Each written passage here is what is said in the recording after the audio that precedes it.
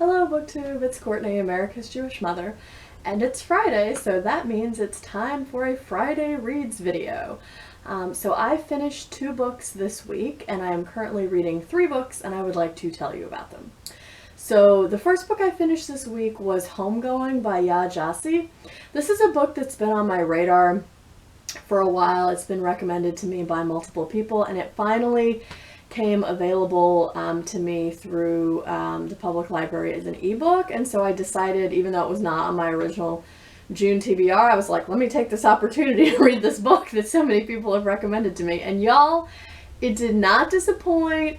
5 stars. It was so good. So in case you are like me, one of the last remaining people on earth who had not read this book already, it tells the story of 2 half-sisters in Africa, on the Gold Coast, what is now modern-day Ghana, in the late 18th century. So they're half-sisters, they were separated from each other, they never got to know each other, and the book traces their lines, basically from the time of these 2 sisters all the way down to kind of present day, and it alternates chapters back and forth between one line and the other line, and you see very quickly that one of the sisters marries into a family that benefits from the slave trade and largely remains in Africa and with strong ties to Africa, and the other sister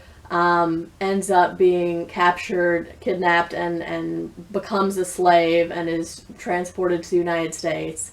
And so the line continues from there. So we don't spend a ton of time with each character. We do sometimes see a character we've previously seen in a chapter that's further on in the book, but for the most part, I would say that each chapter is sort of self-contained around one figure, and then you move on to the next figure in the lineage. And I think you could have a problem with this because you're not necessarily investing a ton of time getting to know each of the characters. But for me, what Yaa Gyasi is able to accomplish with this project was so impressive because I've never seen a novel that presents such a broad, sweeping history of African American life.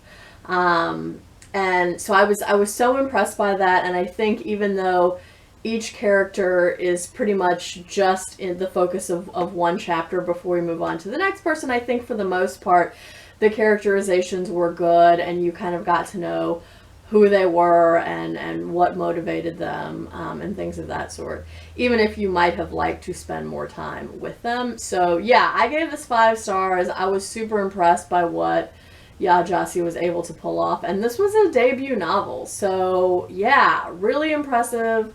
I also learned recently that Yaa Gyasi has another book coming out in September, maybe. It's sometime later this year, so I will definitely be excited to read that one based on how much I liked Homegoing.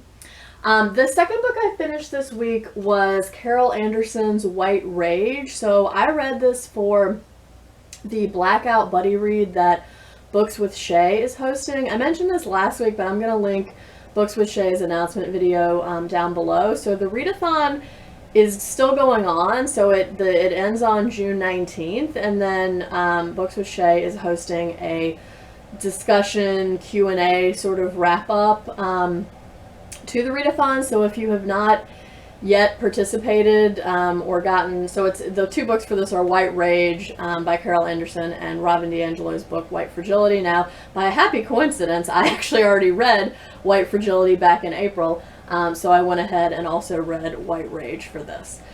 So if you have not yet started the books, I encourage you to still try, if you can, to read one or both of them, and even if you don't read them, I still encourage you to check out Books with Shay's announcement video and maybe listen to the Q&A and discussion that's occurring on June 19th.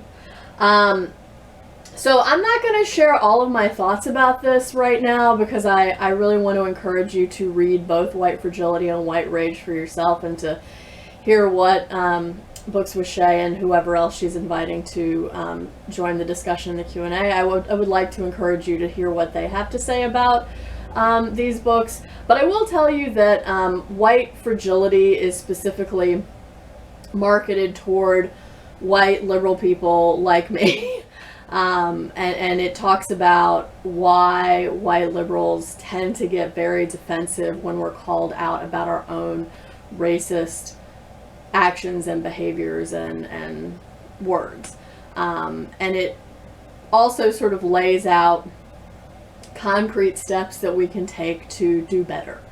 And D'Angelo does not exempt herself. D'Angelo is white, by the way. She does not exempt herself from this discussion. She talks some about how she's made mistakes herself, and she gives at least one sort of detailed example about a time when she said something and that was problematic, and how she dealt with it and how she tried to resolve it with the person, and things like that. So yeah. And then this book, White Rage, Carol Anderson, basically, her premise here is that every time African Americans have made some sort of progress in terms of becoming closer to realizing their full rights as citizens and participants in our democracy, and not even saying they've actually gotten all the way there, just that they've made some step to like move closer to that. So every time something like that happens, there is a backlash against that, fueled by white rage. So Anderson shows through several historical examples how this has been the case.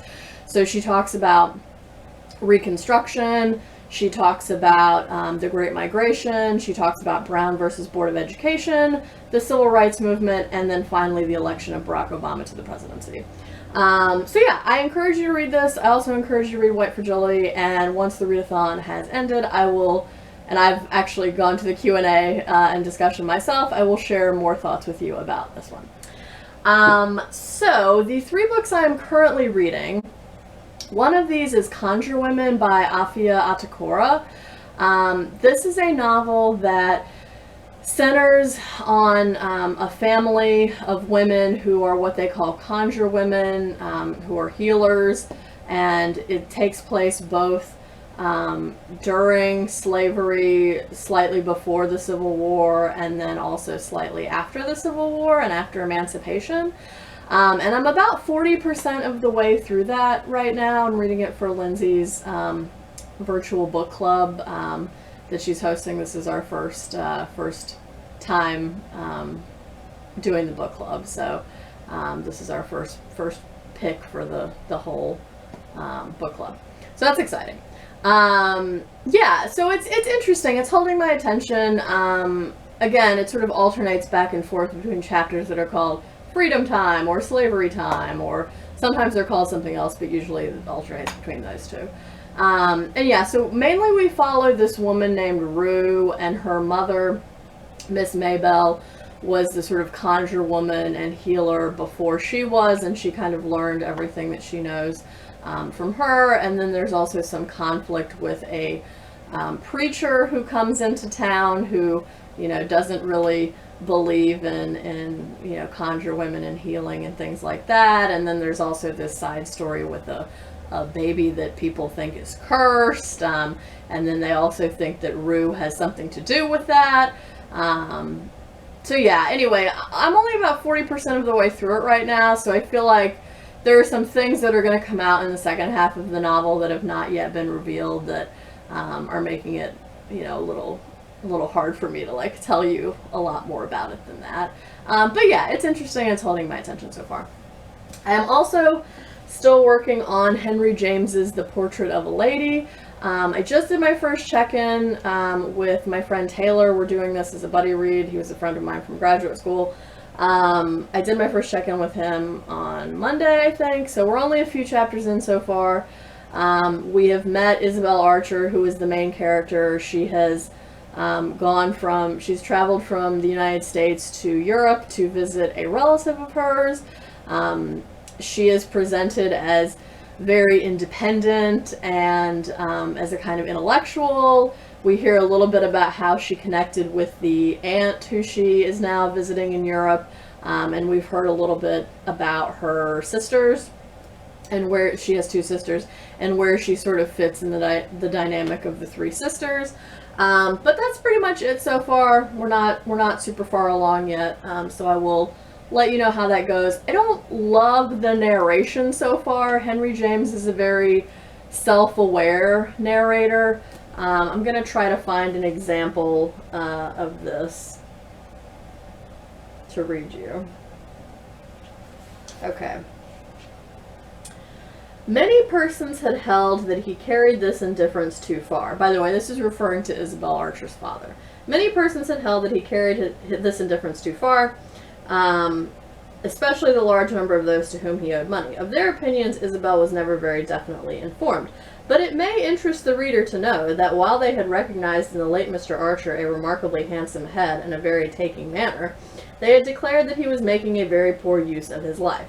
So that sort of interjection of it may interest the reader to know and things of that sort. So that's what I mean when I say Henry James is very self-aware as a narrator.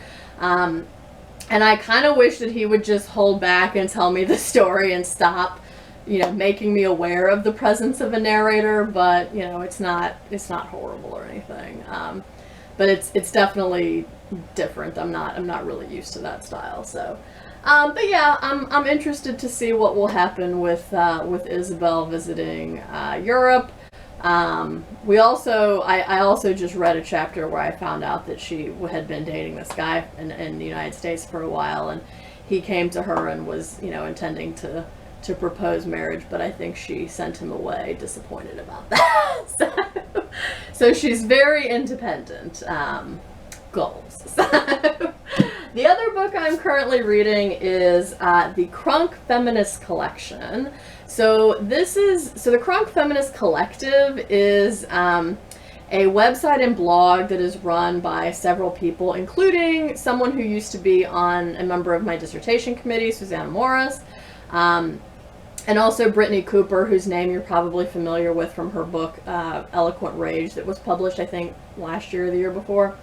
So it's not just the 2 of them, but they are 2 of the co-founders of the Crunk Feminist Collective. So this book, Crunk Feminist Collection, basically is them taking a bunch of posts that they put on the blog for like 5 or 6 years and kind of grouping them together around various topics and publishing them in book form. So, for example, the section that I'm on right now,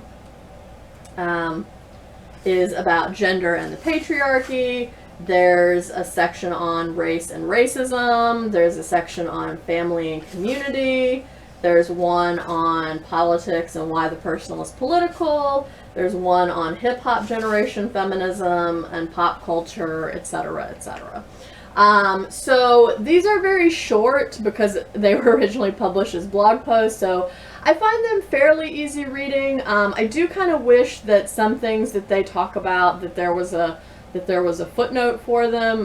There have been a couple so far, but only for things that you might not be able to understand what they're talking about otherwise. But otherwise, yeah, this is good. It's pretty readable because all the essays are short, so I'm enjoying this so far. So that is what I have read this week, and that is what I am currently reading. I would love to hear what you are reading and what you've been enjoying in the past week or 2. So please feel free to let me know down in the comments below. I hope everyone is staying healthy and well. I hope you are doing good reading. And until next time, would it kill you to call your mother?